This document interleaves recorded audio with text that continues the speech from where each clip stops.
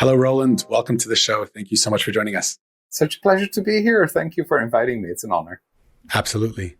So why don't you start us off with a quick bio and tell us about Midstage Institute, what you guys do. Absolutely. So I've been very lucky in my career to have been involved in 3 subsequent unicorn stories. First in the 90s in a new telecom landscape, launching broadband internet in Belgium, and then in the 2000s, post-dot-com bust, trying to help clean up another internet company. And then in the 2010s here in Silicon Valley with Rocket Fuel. And so every time it was a story of joining a company of maybe some 10 employees and seeing that grow, helping that grow to about 1,000 in 3 years' time. So that's given me a unique perspective on what that growth journey actually looks like, what it feels like to become a unicorn so fast. And now I've started to share that experience with founders that are currently in that situation, because the one thing that you can say for almost sure for every founder that's running a soon-to-be unicorn is they've never done it before, right? And so I've seen the movie a few times. I can kind of predict what could happen or what caveats you have to watch out for. That's exactly what we do with Midstage Institute. So we facilitate founding teams, we coach founders, we offer guidance, tools, software sometimes for basically keeping everything on track and helping to get them to get through that tricky mid stage, all the way from initial product market fit, as I'm sure we'll talk about more, towards that vision of product market dominance. Fantastic. Very rare to have been through that 3 times. So definitely you have unique perspective there. Why don't we just paint the landscape of stages for a startup, a tech company, just so we're using common nomenclature. If you can walk us through those stages and how you define them. Yeah, so without going into too much detail, I think the large stages that we see are the early stage startup, which is essentially looking for that product market fit bonanza, let's call it, right? Or the holy grail, as they sometimes call it. This is a stage that takes often much, much longer than founders expect it to take, right? So I think 4 or 5 years is not actually that exceptional, even though people think it might take 6 months to 9 months or something like that. So this is a stage where you have to, as a founder, be very on top of things. You have to be quite controlling, let's say, in making sure the experience is right, making sure you target the right customers, making sure that you can iterate very, very quickly on the feedback you get. And so the founders that survive and get to that product market fit are often those that have built a strong team of strong assistants around them, let's say, people who just jump at the opportunity to help that founder and who believe in the same vision that that founder shares. Now, once you have reached product market fit, and let's say the revenues start flowing and you start seeing lots of referrals coming in, you see more and more demand that sometimes you cannot even properly serve, right? Then actually your stage has to start changing, right? So you have to start changing from that early stage startup mentality to more of a mid-stage startup mentality. And some levers that I would mention there are like, you have to get much better at delegating, involve your whole team. You typically start seeing multiple levels of employees in the organization. So from managers, maybe even leaders to managers, and then frontline people. How do you get those people involved? How do you not treat them like an assistant anymore, but more like somebody who actually owns a whole area for you? It also means you cannot be in every room anymore. So suddenly culture and guidelines become a lot more important, because guess what? You cannot take every decision yourself when it needs to be taken. So how do you ensure that so many people in your organization take the decision that you would have taken, right? Strategy becomes more important, because you're no longer searching for 100 different ways of making a little bit of revenue. You need to now start from moving from exploring to exploiting that opportunity that you found. So that means having the ability to say no a lot more times than you say yes. The question is no longer, can we do this? The question is, should we do this, right? Which is a fundamental difference in the way you start thinking. And of course, especially in these times, it also requires a lot more insight in how you manage your runway, how you stretch your runway, how do you optimize your market results with when you think the funding windows will be open again, and basically become an expert at playing investors out against each other. Fantastic. And I'm sure we're going to come back to some of those unique insights that you shared around exploring versus exploiting specifically. I want to come back to that. But just again, to make sure that we're talking about the same thing, is there any difference or nuance between what you're calling mid-stage versus what's often referred to as growth stage for startups? I think everyone has a little bit their own definitions. I think there's a growth component, which is more the growth hacking, which happens even in early stage. I think you're specialized in that a lot more than I am, right? And so you could say that's already part of a growth stage. For me, the real barriers, or let's say the boundaries, are: do you have product market fit to start? And at the end, are you dominating that initial product market fit niche? So have you turned your product market fit into product market dominance? So before you get there, it's basically this whole exploring points, a lot of growth hacking, lots of different verticals, different target groups, and seeing what sticks, basically, right? After you've reached that product market dominance, so after the mid stage, you essentially own a particular market, and you're probably then starting to grow the company by building a stack of additional products. You've probably already spread this across several geographies, but you're maybe bolting on acquisitions, basically turning that into a multi-product company that becomes an incumbent in its own right. So let's rewind to product market fit. A lot of different definitions out there, a lot of different definitions that guests have shared on the show. So I'd love your definition of what is product market fit and how do you know if you have it? Yeah, absolutely. So I always have these three overlapping circles in mind, and it starts with problem solution fit, which I really see as on the problem side, a very core understanding of what is the issue that my target customer is dealing with, and what is such a painful problem that some of them at least would be ready to pay to resolve it, right? And very often you can recognize this by it's a problem that they've already hacked some solution for by themselves, or they're trying to fix it one way or the other, even if there's no particular good solution for it yet. The solution side is really more the technological advantage, very often driven by some new technology that just came to market that wasn't possible before. And we work with a lot of technical co-founders and founders, and very often this was the impetus for them starting their startup in the first place. They wanted to work with that new cool technology. Today, it would be generative AI.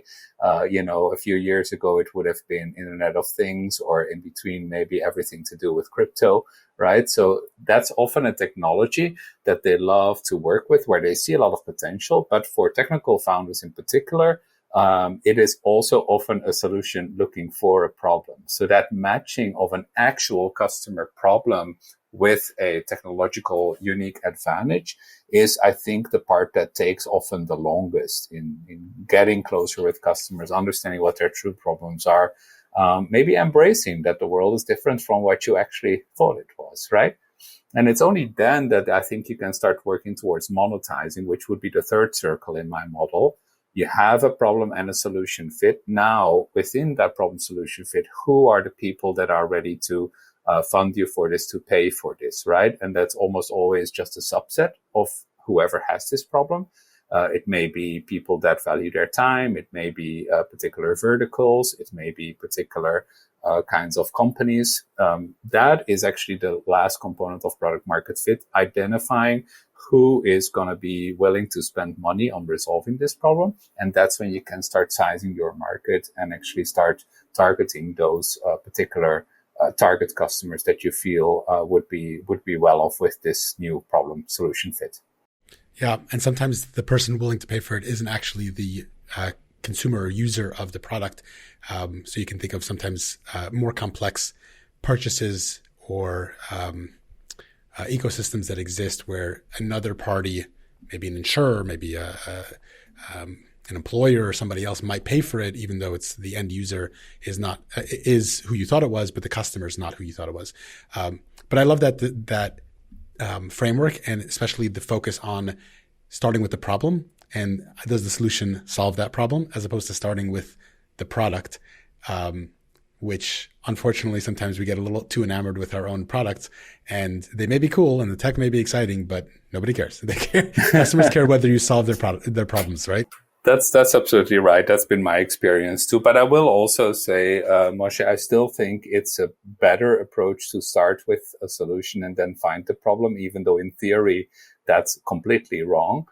And the reason I say that is that I see some founders, particularly people with, let's say, a business school background, that come in with a very good definition of a problem, but they don't have the technical nous to come up with a specific solution that is also defensible, right? And that, I think, is the key part on the solution side. Like, is this a new technology or some specific algorithm or some specific secret sauce you've developed that you can actually offer a unique advantage to the market with? It's not just like, I understand this problem and I'm going to solve it because I am great. That would be a consultant's mindset, let's say, right? And that is fine, but it's not scalable and it's not investable over time. Certainly. Yeah. So let's talk about the mid-stage, where you focus currently, where your practice helps startups at that stage. What are some of the first steps that you're typically working through with a founder or with a team as you're coming in? They've just recently achieved product market fit. Maybe they've raised a Series A or Series B. What are some of the first things that you're looking for and looking to address in that? Yeah, absolutely. So almost cynically, the very first step is very often saying no, or basically questioning whether they have truly achieved product market fit. And the reason I say that is too many startups suffer from a condition that I call premature scaling, where just because they cannot stand being a small startup anymore, and they basically want to start showing that they are growing. And so they start hiring folks, they start, building out offices, doing all the things that a larger or a growing company would do, taking themselves seriously, let's say. But underneath, very often they still don't have product market fit. And this is actually very dangerous because it becomes essentially a distraction to be building that company and get all these people that each bring their own problems and their own ideas. And you actually start forgetting the fact that you don't have product market fit. Often there's this desire that, well, if we just bring in some salespeople and some marketing folks, then they'll figure it out, right? But in my experience, it only makes it much harder to actually reach that product market fit, because you essentially give up what is your unique competitive advantage, which is your very fast agility as an early stage startup. The fact that founders can just sit there and say, okay, well, if that didn't work, we do this and let's try it from tomorrow. That is the unique ability that a small startup has. And you're giving that up too early if you do premature scaling. That's why we are often very adamant about, well, let's see the numbers. Let's see where you are at. Do you truly have a product that is successful in the market and that we can help scale? Or would we actually be making the problem worse if we came in with all our scaling advice? The second thing, once they have that, I would say, then very often we start from what I would call execution rhythms and execution discipline. So how good are they at actually setting themselves goals and especially sticking to these goals for longer than just a week or so? So many founders, having become successful by always jumping onto the next thing, letting their team jump really quickly, have kind of not learned or have forgotten what it's like to set a goal for a slightly longer term, let's say a month or a quarter, and to let people run with that. But this is an essential skill that you need to learn as a founder in order to scale your company through people, right? So they're so used to, like, they may have a CMO or a VP of marketing, whatever title they gave them, but the way they treat them is like a glorified assistant. Like, oh, today I need to see an email come out. Tomorrow, can you update the logo on the website, Whereas the real thing you can learn at that stage is like, okay, if this person's responsible for marketing, no matter what their title, It's their job to figure out if the logo comes first or the email comes first. All I should care about is, do they bring in the leads, right? As just an example. And the same would go for engineering, for finance, and for all of the other functional profiles. How do you get to a point where you can delegate the full area rather than just individual assignments and tasks? Does that make sense? Absolutely. Let's attack those one at a time. So for the first part, you mentioned a lot of companies, premature scaling. They're coming to you and they're not ready yet. What are some signals or patterns that you see often that kind of signal to you that they fall into this bucket? I would say too few customers.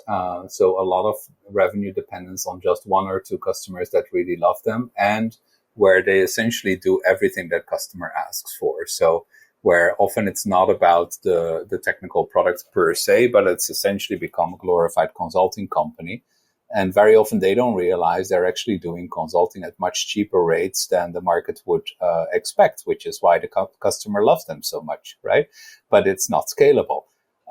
And so that would be one major part. The other one would be if there's problems with renewals and upselling. So if they do have a customer base, but almost everyone churns after a year, or their net revenue retention is clearly below 100%, then I think they probably have product market fit from a value proposition point of view, like attracting customers, but they don't have it in serving the customers. So then we typically need to start working on making the product more attractive, fulfilling more of its promises, maybe some customer success component. Anything post-sales is probably too weak in that case. And I would say the third component would be if, and maybe a little bit related to the first, but if we see too much value being created by people in the field rather than by the technology itself, right? So if it's really more of a services business than a software business, then I think that can work for a while, but you do have to then scale towards, okay, how can the software fulfill more of this? Otherwise, it's, again, not an investable proposition. Absolutely. Common trap for SaaS companies, especially early on, they essentially become custom development shops because they want to make their customers happy. And sometimes you need to do that because you need to learn about the customer's process, their needs, all of that stuff. But if you keep doing that, then you're a custom development shop. You're not a SaaS platform that's scalable, right? Yeah. Have you heard the term Flintstoning it? Yep. That's what I see very often. And that's a viable strategy in the beginning, just to figure out what to build. But of course, you cannot stay in the Stone Age, right? The person inside the machine, right? Exactly. Let's go back to the second part of what you were suggesting with regards to execution rhythms and discipline. How much of that is founder coaching, where the CEO and or founding team needs to mature from what you call explorers versus exploiters? Mm-hmm. How much of that is bringing on, seasoned executives that perhaps the team that got you to product market fit often isn't the team that's going to get you to scale and market dominance? Mm-hmm. So on starting with the second, I don't actually believe that bringing on seasoned executives at that stage is the best approach. And the reason why I think that is that I've seen too many teams fail by hiring somebody, especially from a large company, and believing that they will make everything go right. But what that person is typically missing is that mindset of doing a lot with very few resources. They also don't have the automatic approval of the whole company like the founder has, that almost godlike status that a founder typically has, right? So I think of course, bringing in new blood, new talent at some point in time is good, but I wouldn't immediately go for the top position or somebody basically running the company at that stage. I think that's way too early. My preferred model is very much keep the founder in charge, but have this founder learn new skills, new abilities, and also let go of what they did before so that they can grow with the company. And the reason I say that is that I think it's ultimately also a very simple mindset of just some mechanics around how do you bring discipline into execution. One of the companies I work with, actually several of those, the pattern we come in is, everyone goes through the motions of some certain planning sessions, and there may be a document coming out, but in the end, next week, they know they're all going to throw it away because the founder will want something different, right? So that is the kind of thing that we have to fight against a little bit. And part of that is, to your point, founder coaching. Typically, very little, actually. Like, all we need to say to the founder is, can you try and sit back in our session and first see what the rest of the team comes up with, and try to always be the one that speaks last. And in the beginning, very, very difficult for these founders, right? But if it's a day-long session, typically the first hour, I'll see them, riveting and itching and everything, right? And then I start seeing them relax a little bit more. And typically by the time lunch comes by, they will say, you know what? I'm actually amazed at the ideas that the team comes up with, because I always thought I had to bring in all this thinking and telling everyone what to do. But actually, most of my team comes up with the same or even better ideas than I would have had. The second thing they say, Moshe, is, and I thought this one person held in really high regard has not been contributing at all, whereas that other person I really didn't like. I've been absolutely astonished at the quality of their ideas. So what do you think is happening there? Yeah, oftentimes there's a pattern that emerges and it gets solidified, right? Like the etchings of water through rock, and it just kind of, the more often it happens, and that's just the status quo. Oftentimes people that have great ideas are, maybe because they're introverts or whatever, for whatever reason, they're not speaking up. And others are speaking up louder or getting the credit. So yeah, giving people opportunity, in different formats, synchronous, asynchronous, other opportunities, gives everybody an opportunity to really bring their best, I think. Absolutely. And the other thing that has often happened in, as you say, the habits that have formed over the years, is that some people are just really good at always agreeing with the founder. And so then the founder starts holding them in high regard because they're like, oh, wow, that person thinks amazingly. But if the founder sits back and does not actually speak, then that person suddenly has nothing to contribute, but because they have nothing to agree with, right? So, and that's kind of like what we'd like to tease out in those sessions. That, to your point, sometimes you need to give introverts some space. Sometimes you use all the facilitation techniques like post-it notes and all that stuff to make sure ideas come out before you start discussing them, right? And it then really helps to bring a much more diverse plethora of ideas to the table that the founder will typically be quite happy with, and it will be better than if they had just come up with everything themselves. But then the discipline afterwards, of course, is like, okay, now can we stick to the plan? We often like to hold the founder themselves responsible for, if we say there are 5 OKRs for this quarter or 5 rocks, or however they want to call them, we like to check in with the founder week by week, like how many of them are green. Right. And that's your responsibility as a founder or a CEO. It's not to execute any of them. It's just to make sure that they are in the green and to hold people accountable to that. On that note, do you believe in company-wide OKRs exclusively at this stage when you're still small? Or do you think that every individual should also have their own set of OKRs, or at least every department head? Yeah, definitely the first. At this stage, we want to always start top down with company OKRs only. My ideal model, which I've never been able to implement, by the way, but still it's my ideal, is just one company OKR to start with the first quarter. The one North Star thing that everyone focuses on, just to start building confidence of we can actually achieve something across the company, and it's the one thing we all influence. Now, in reality, we don't achieve that because, there are typically going to be some interconnected aspects of, like, some product development needs to take place, some sales and marketing initiative, something on the post-sales side, and very often something also on the people/finance side, right? But still, I like to position those as cross-functional challenges and strategic rocks for the company, rather than just like a concept like, I don't know, swim lanes or functional areas, because I think the siloification of people only thinking within their silos can be very damaging for a company. The value is being created in between the silos, not within silos. What founders typically succeed at maturing from an early stage to a mid-stage CEO? Are there specific characteristics or traits that you see founders that do this successfully have typically? Yes, I would say so. One thing we really look for is a degree of coachability.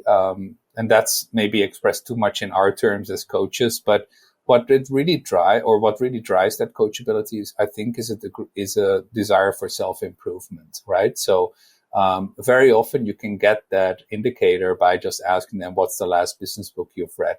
And when was it, right? And the folks that say, okay, I'm reading this right now, and last week I read that one, and then the week before I read that one, those are very often people that have that innate desire for self-improvement.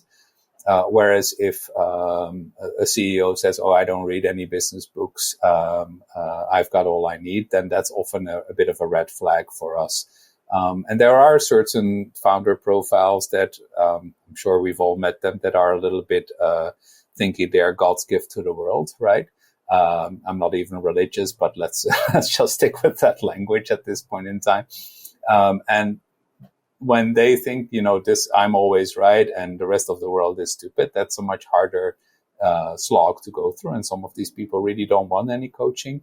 They will very often immediately direct the coaching towards, no, it's all the other people on the team that need coaching and facilitation. But in practice, that doesn't always work that well. Sure. And unfortunately, we've all come across those type of founders. But I bet that there is also the founders that are well-intentioned. They want to empower the team, but they are innately attracted to kind of like the shiny object, right? They are much more of the, going back to your kind of framework of exploring versus exploiting, they are explorers. They want to scratch every itch. They want to check out the new technologies.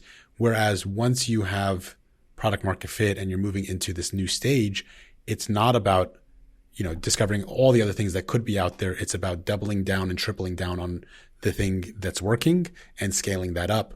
And some CEOs do great at making that transition and some don't. And they're, to the detriment of the company, continue to operate as they did prior to product market fit and pulling the team apart in different kind of skunkworks projects and exploring this and exploring that and changing direction.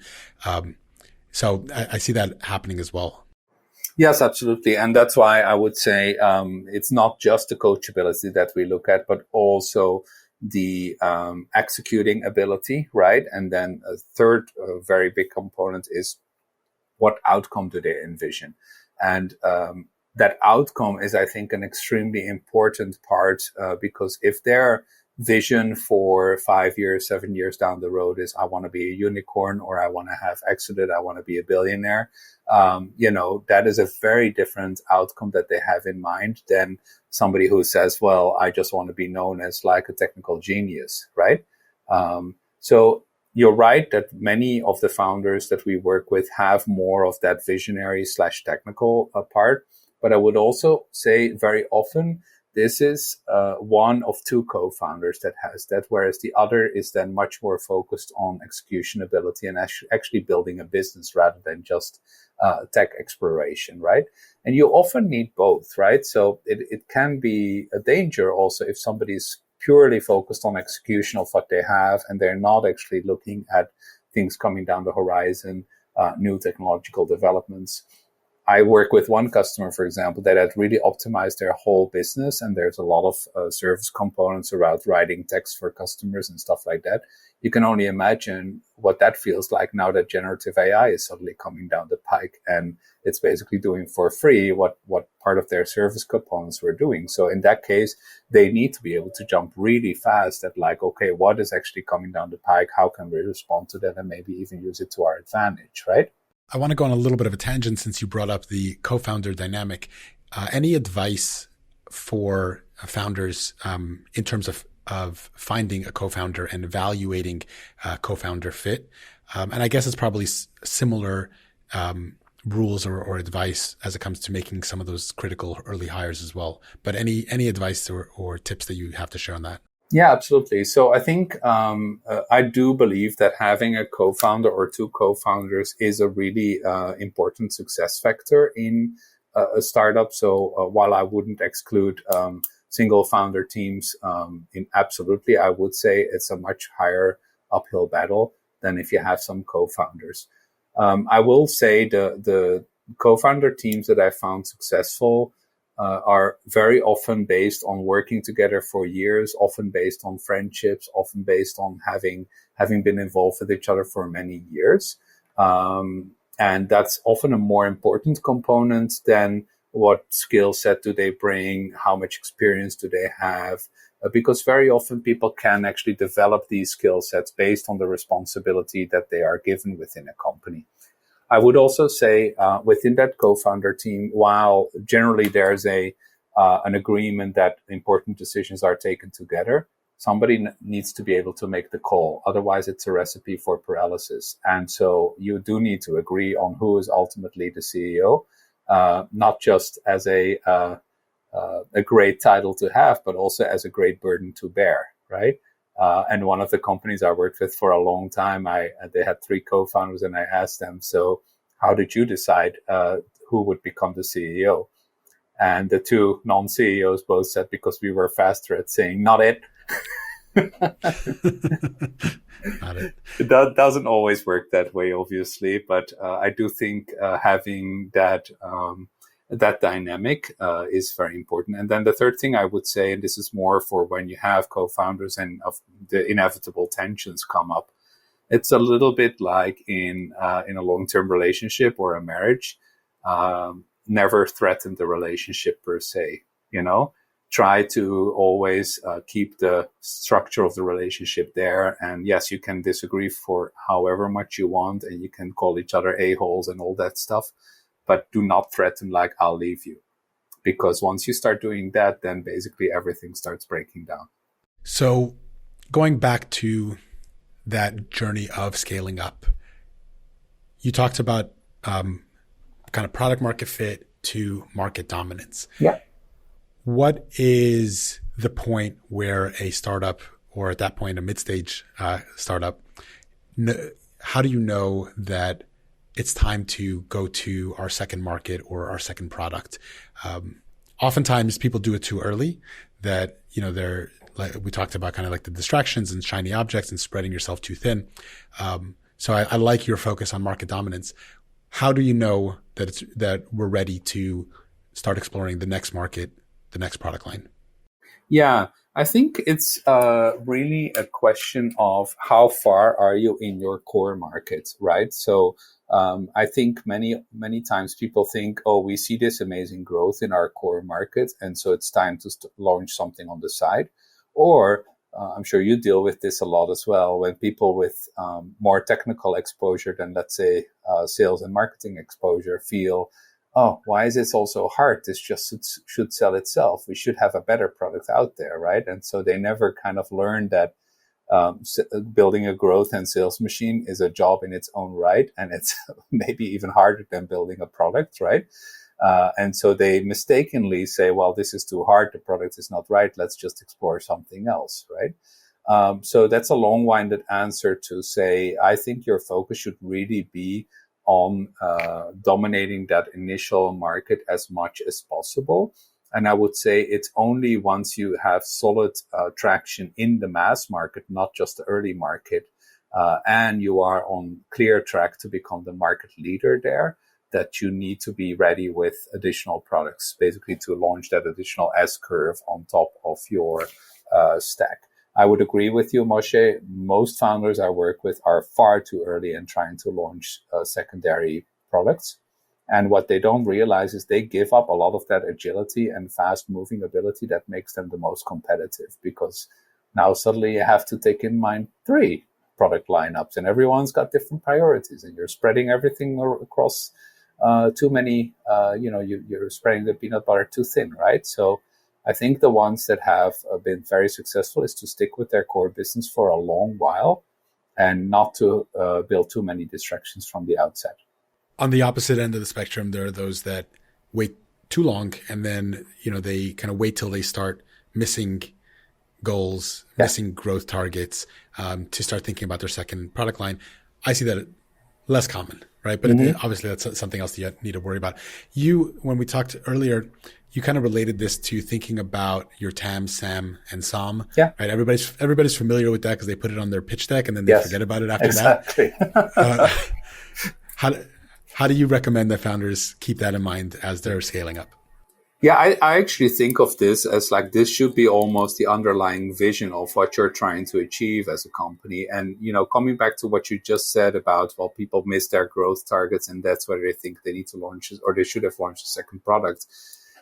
You're right. And in reality, very often they may set themselves a goal, they may not reach it, and then automatically assume that it's because, the product is not good enough, it's not going to grow anymore. So let's launch something new because it's the innovator's mindset, right?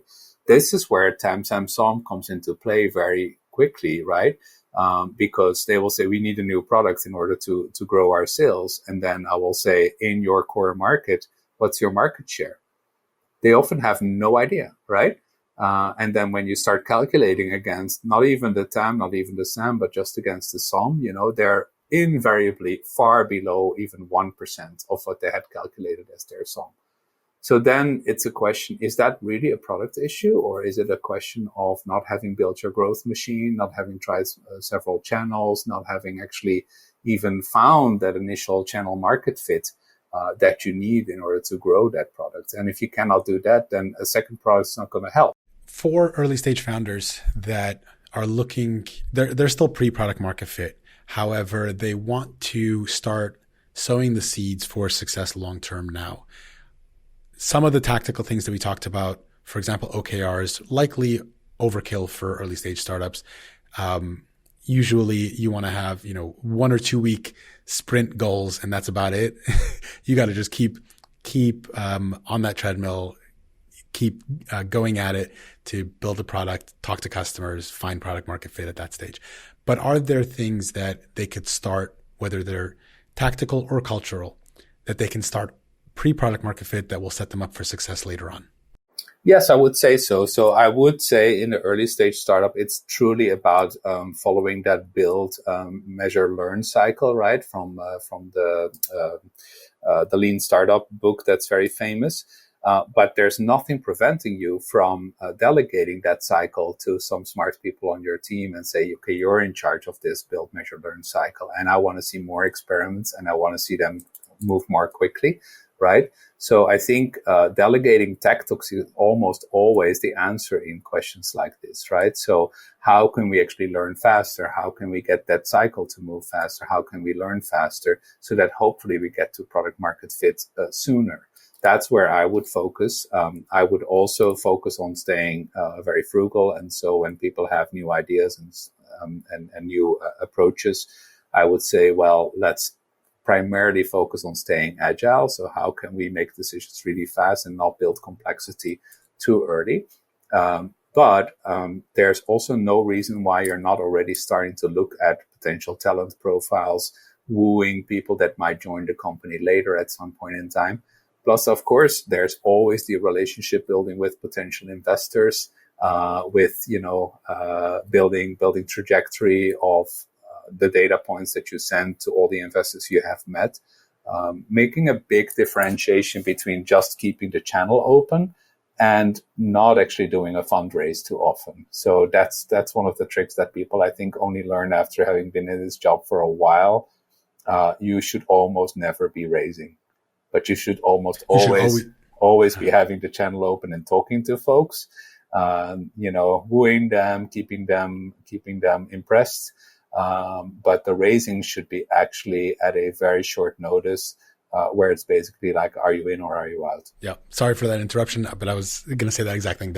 You should never be raising, but you should always be raising, right? Exactly. Raising glasses rather than raising rounds, maybe, right? So no, in terms of networking and keeping folks in the loop and having those conversations so that when you do open a round, you have the relationships, you have the context, they have the trust because you've kept them in the loop.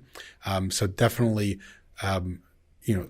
love those recommendations about flexing those muscles and training yourself on those skills, even if they're not required at the early stage, because A, you'll be better at it when you need it, and B, it does help and it does pay dividends, even if you're doing it a little early. Anything else as relates to the mid-stage? Any other device that you want to share? Anything that we didn't cover before we move on to our exciting lightning round?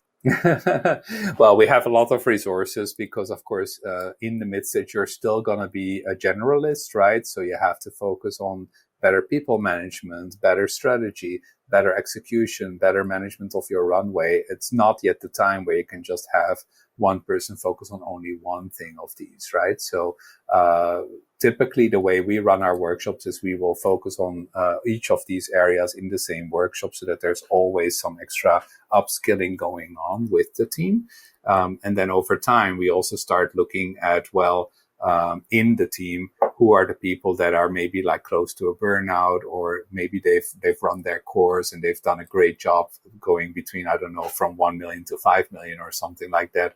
But are they also still the person that's going to bring you from 5 million to 50 million?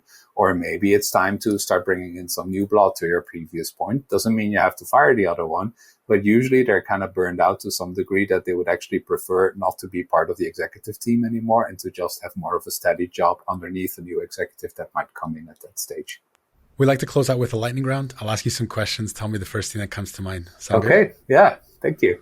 What's the last management or leadership book that you've read? Now I have to think. I am currently reading Get Everything Done by Mark Forster, which is about time management. And I like to reread those things just to re-inspire myself again about being even more efficient. Fantastic. What's a productivity or efficiency learning or takeaway that you've gotten so far? The more I grow older, the more I realize working longer does not actually help. So just getting in an extra half hour or hour of sleep at night is the biggest lever on productivity I've ever found.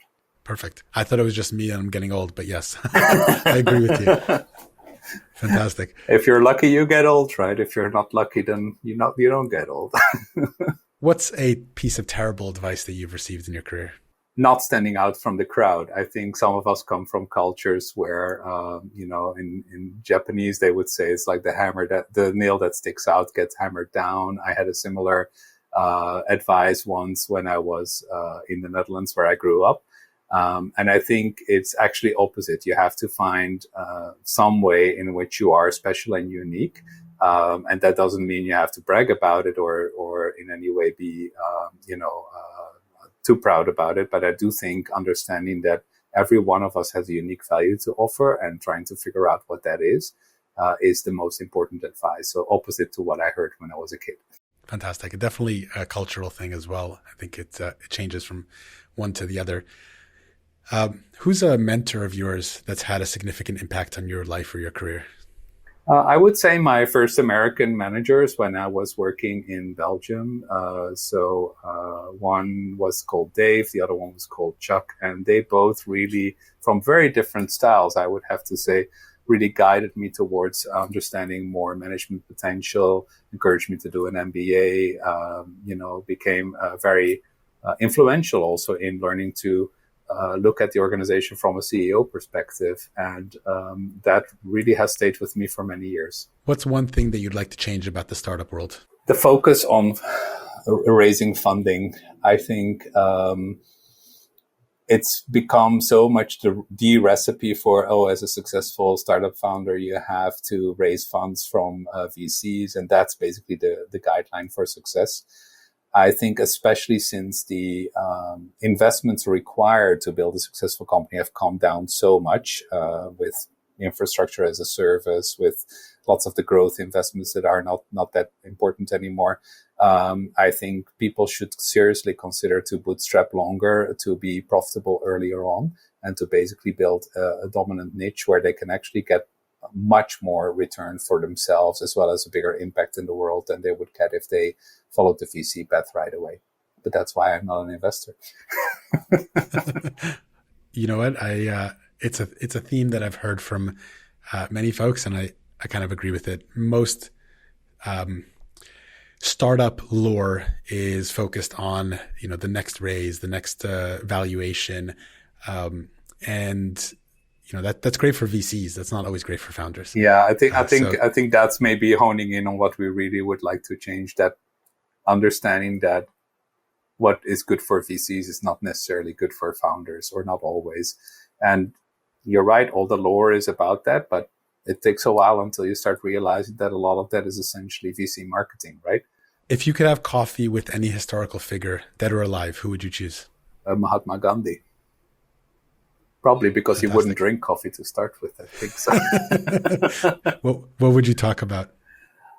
I would think I would talk about his unassuming style of leadership, and how he could move millions and millions of the masses in a direction against an oppressive enemy without any formal sort of power.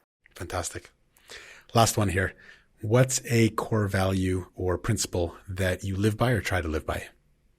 Offer value first. I think that is really driving a lot of what I do. It's always about offering value to customers, to, whoever you meet at a networking event, even in podcast interviews. It's all about just share what you have. Don't try to hold it down. Don't try to wait until people pay or all that, limiting behavior. I think it's an abundance mindset. Ultimately, we all have a lot to share. And I've always been sure that by sharing as much as you can, some degree of reward will come back to you. Absolutely. And I really appreciate you sharing with us today. Thank you for your time. Thank you for sharing your insights and your experiences and your advice. Close us out, if you will, with anything else that we didn't cover that you'd like to cover, as well as how can people reach you if they want to continue the conversation, and also the link that you mentioned to resources that you have on your website for founders. Absolutely. So let's start with the latter. So everything that we discussed in a lot of tools and contact information is all at midstage.org/thrive. And so that's a kind of like a landing page with a lot of resources there. You can contact us from there. You can download tools and whatever helps you in your startup journey. We're also just embarking on a number of lectures in co-working places and universities around the country. So if you are in one of the startup metropolises, then hopefully we'll be able to meet in person one of these days.